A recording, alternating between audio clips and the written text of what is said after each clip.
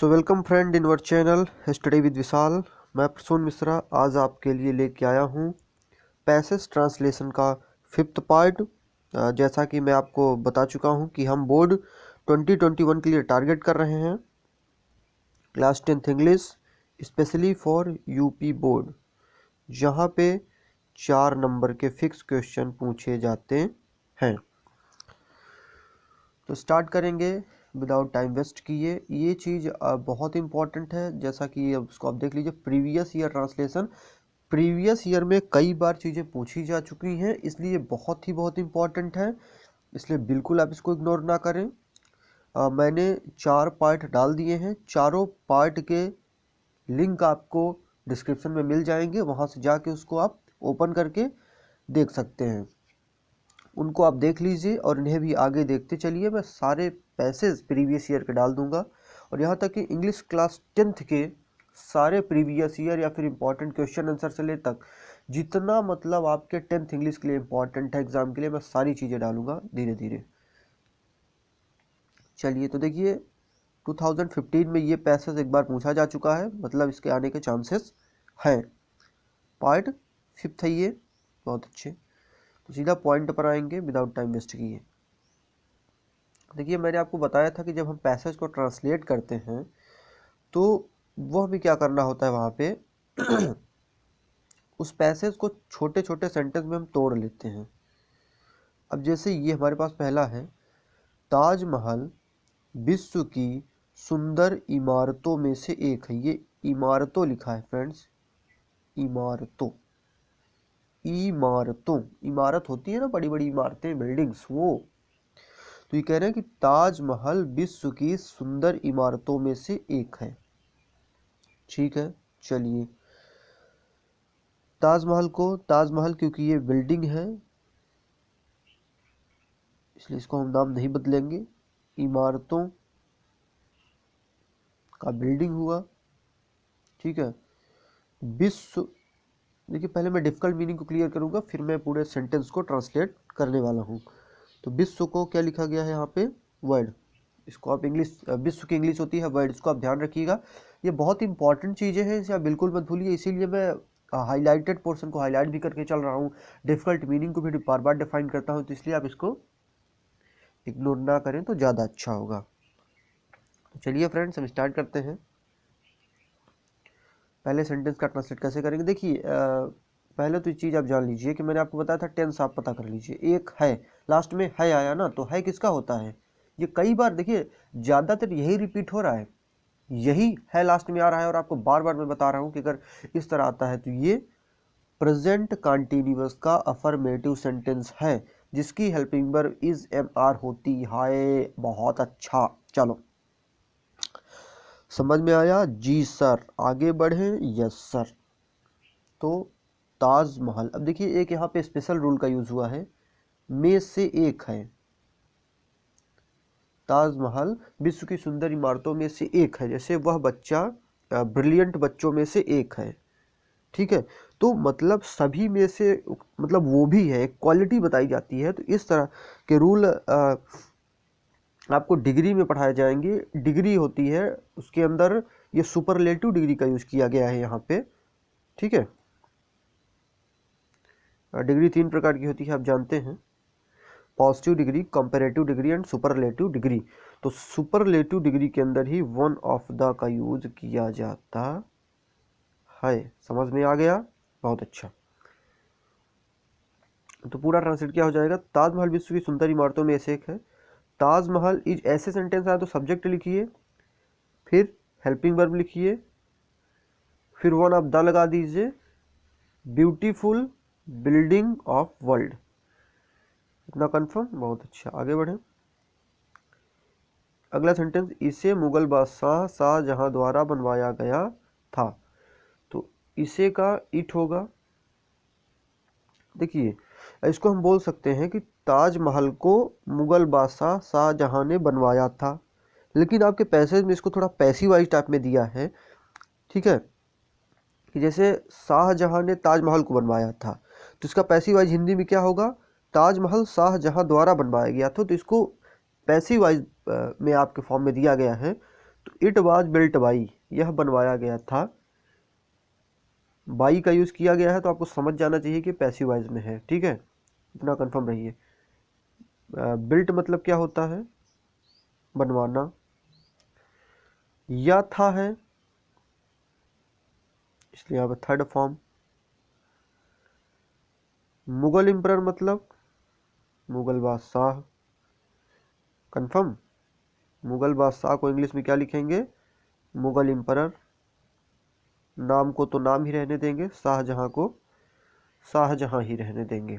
चलिए पूरा क्या हो जाएगा, इसे मुगल बादशाह शाहजहां द्वारा बनवाया गया था। तो it was built by the Mughal emperor Shahjahan.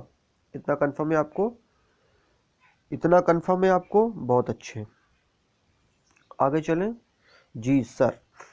देखिए, इसे मुमताज महल की यादगार में बनवाया गया था। इसे मुमताज महल की यादगार में बनवाया था, मतलब यहाँ से आप समझ सकते हैं कि यह मुमताज महल की याद में बना था। इसे का सेम हो जाएगा इट, फिर पैसिव वॉइस में इसको ट्रांसलेट किया गया है। ओके ओके, आप ऐसे समझ सकते हैं कि इसे हम क्या लिख सकते हैं, इसे मुमताज महल की यादगार में बनवाया गया, ये भी तो बोल सकते हैं, इसे मुमताज महल की यादगार में बनवाया गया।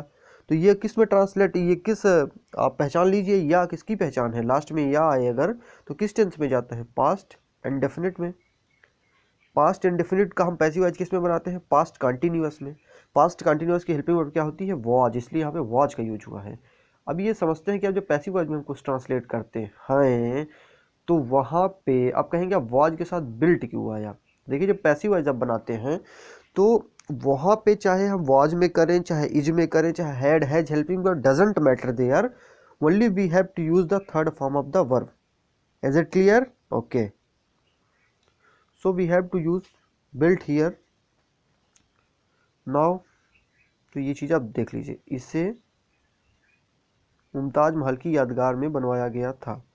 इट वॉज बिल्ट, समझ गए ना, वॉज के साथ बिल्ट क्यों आया, क्योंकि आपने पढ़ा होगा कि इज, एम, आर, वाज, वर, ये मैं पास्ट और प्रेजेंट की बात कर रहा हूँ, या फिर विल बी, शैल बी, मतलब जितने टेंस हैं उन सब के कंटिन्यूअस की हेल्पिंग वर्ब के साथ आईएनजी फॉर्म की यूज होती है। तो सर यहाँ पे थर्ड फॉर्म कैसे आ गया, समझ गए ना, क्योंकि इसको ट्रांसलेट पैसिव वॉइस में किया गया है।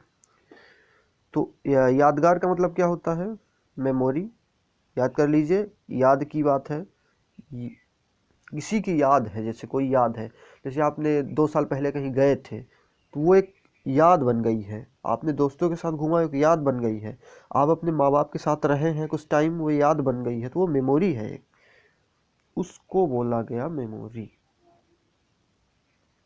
ठीक है। मुमताज महल को मुमताज महल लिख दिया गया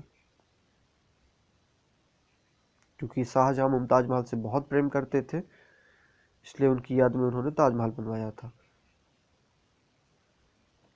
तो इसे मुमताज महल की यादगार में बनवाया गया था।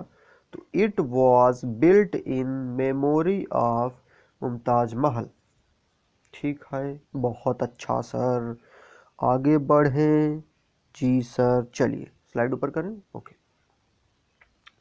अब हमारे पास लास्ट सेंटेंस क्या है, यह जिला आगरा उत्तर प्रदेश में स्थित है, ठीक है। सबसे पहले क्या है हमारे पास सेंटेंस है, यह जिला आगरा उत्तर प्रदेश में स्थित है।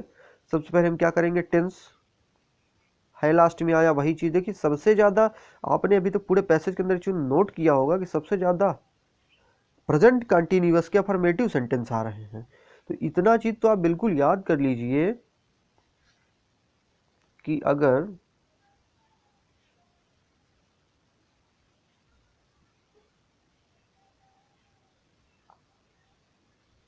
प्रेजेंट कंटिन्यूअस का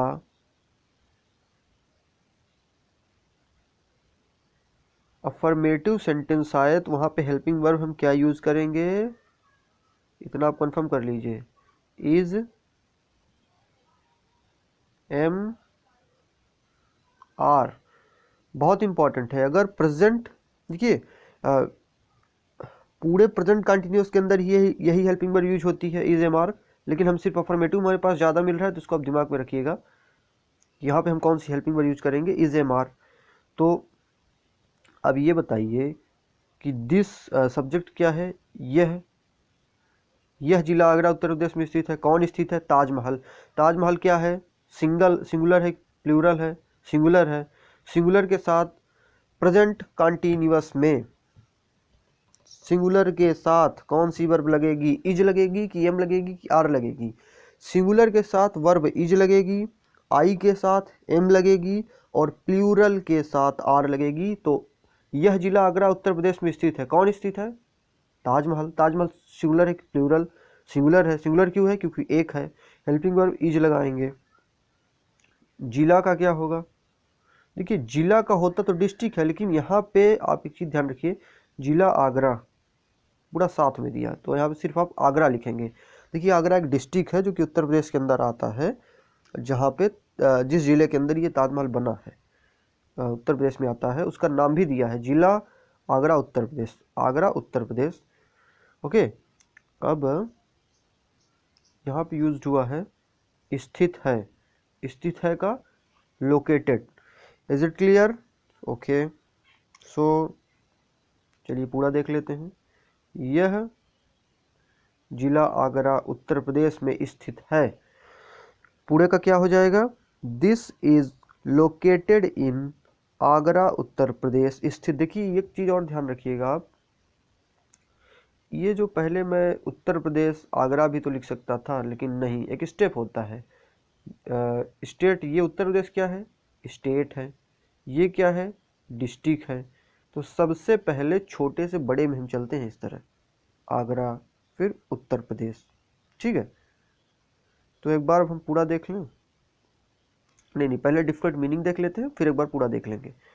में से एक है, एक है वाले में रूल क्या यूज होता है, वन ऑफ द, ये डिग्री का रूल है, सुपरलेटिव डिग्री का यूज किया गया है। डिग्री 3 प्रकार की होती है, positive degree, comparative degree, superlative degree. अगर टाइम मिलता है तो मैं डिग्री पे भी एक वीडियो डाल दूंगा। उसके बाद मुगल बादशाह को मुगल एम्परर, बादशाह को इंग्लिश में बोलते हैं एम्परर, एम्परर, ठीक है। आगे चलें, यादगार का क्या होता है, मेमोरी, बनवाया था का बिल्ट, बहुत अच्छे। आगे बढ़े जी सर, चलो। हो यह जिला आगरा उत्तर प्रदेश में स्थित है, लास्ट देखिए, लोकेटेड का स्थित है, ठीक है, कंफर्म। पूरा देखें, चलिए।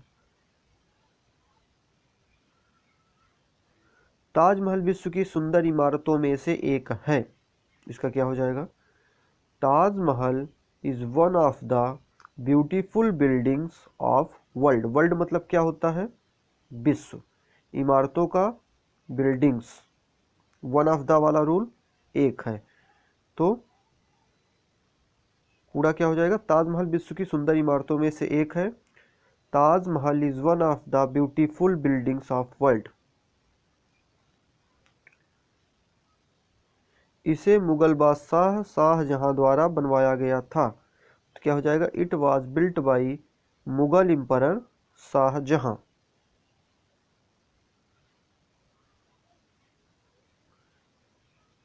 इसे मुमताज महल की यादगार में बनवाया गया था, तो it was built in memory of Mumtaz Mahal. Built का पता है ना आपको, बनवाने के लिए, मेमोरी का यादगार। लास्ट वाला हमारे पास क्या है, यह जिला आगरा उत्तर प्रदेश में स्थित है, क्या हो जाएगा, this is located in Agra Uttar Pradesh. इतना कंफर्म आपके, बहुत सही। तो ये मैंने पूरे पैसेज को ट्रांसलेट कर दिया है, बहुत ही इम्पोर्टेंट है क्लास 10th के स्टूडेंट्स के लिए, 2015 में पूछा जा चुका है, पार्ट 5 है। 4 वीडियो के लिंक मैंने डिस्क्रिप्शन में डाल दिए हैं, वहाँ से आप जाकर उसको देख सकते हैं। इसको आप ज़रूर प्रिपेयर करके जाइएगा, जहाँ से आपको 4 नंबर फिक्स मिलने ही मिलने हैं। प्रीवियस ईयर ट्रांसलेशन में उठा रहा हूँ क्लास 10th के लिए। सो थैंक यू फ्रेंड्स, ख़त्म करते हैं वीडियो को।